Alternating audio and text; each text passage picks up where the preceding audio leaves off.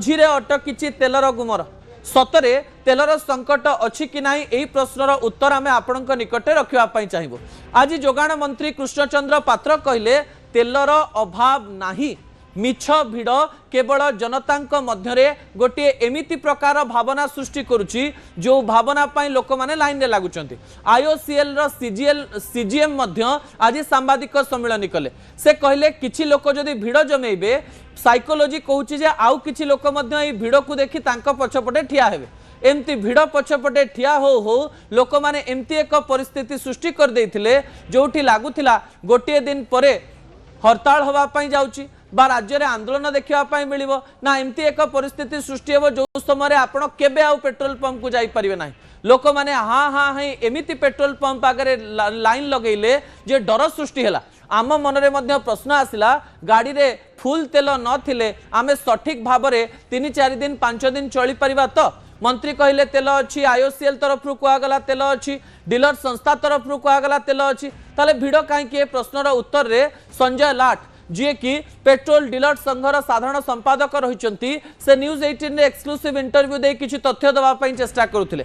जदि ए तथ्य सत ताले सांघातिक अटे दर्शक बंधु से कहवाई चेष्टा कले आईओसीएल पाखरे प्रचुर परिमाण तेल अच्छी किंतु जो डीलर माने अछंती तांको पाखकु तेल पहुंचवा पछरे गोटे छोटिया पेंच रही मझिरे एमती छोटिया गारटीए रही जो गारटी को कहीं देखि पारि नांती। कौन से गार से कहवाई चेष्टा कले जे तेल प्रचुर परिमाण रे अच्छी आ 13 दिन तेल अच्छी एथिरे कोनोसी प्रकार द्वंद्व नाही किंतु जेतेबेले पेट्रोल पंप बा डीलर कर कथा आसुची सेही समय रे आईओसीएल संपूर्ण रूप से तेल डीलर मानक पाखकु पहुंचई पारु नाही। काहेकि पहुंचई पारु नाही से कहवाई चेष्टा कले जे चाहिदा हठात बढ़ी जाइछि 3 गुण रु अधिका चाहिदा बा 37% चाहिदा बढ़ी जाइथिबा कथा से कहचंती। अर्थात साधारण भाव में जो लोक तेल पकौ नथिले आराम रे तेल पकौथिले से माने समस्ते पळे आस्थिले।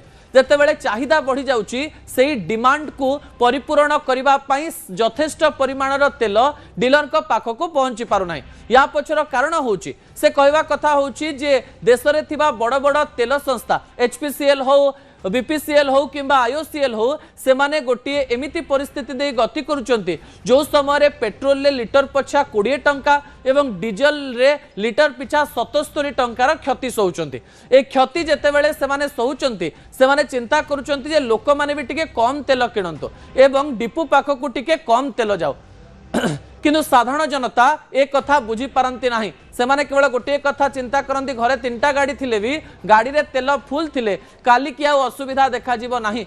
जेतेबेले संकट समय आसे सेतेबेले आमे सरकार के ऊपर सब किछि तो छाड़ी दबा किंतु आमर मध्य किछि कर्तव्य रहिछि। दर्शक बंधु हाँ हाँ होई भिड़ जमे लोक मानकर असुविधा तैयारी करंतु नाही।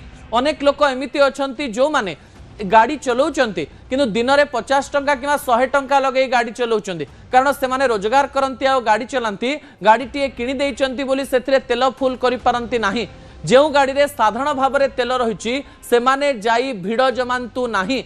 जो मानक गाड़ी रे तेल सरी जाइछि साधारण भाव में से माने तेल डिपो को जानतु गुजब रे विश्वास करंतु नाही। सरकार कहउचंती जे तेल अच्छी, आईओसीएल कहउची तेल अच्छी, डीलर कहउची जे तेल अच्छी किंतु चाहिदा बढ़ी जाइथिबारु तेल पहुंची पारु नाही।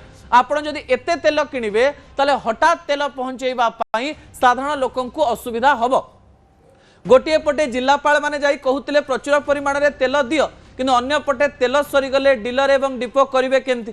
जदि गोटे तेल टांकी सीधा सड़क भाव में खाली हो गला से स्थान को जदि अन्य गाड़ीटी असुविधा समय पहुंचुची से स्थान को तेल न पहुंची पारिला ताले ताकू मध्य एक बड़ खबर हिसाब से प्रसारण करा जिवो एवं असुविधा गुड़िक जनता आखि को निश्चित